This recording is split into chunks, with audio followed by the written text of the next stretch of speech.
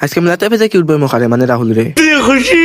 So hi guys no guys I am Jessy blogger welcome to my blog so guys এখন আমি Forster বাসন্তী পূজাত লগে আছে Sylheti blogger আর মেলাতে দেখে নেতা হলে নো ফার্স্টে থাকি উপস্থিত আর তারপরে যায় রামর দর্শন মানে ডান্স করে না ক্রিয়েটিভ করে কিচ্ছু বুঝি আর না আর তারপরে যায় তারা দর্শন তারা মানে কোনো খানো কালে খানি বলে যাবে কিন্তু ফটোটা বলতো না सही पकड़े हैं। তারপরে এই যে ঠাকুর দর্শন করা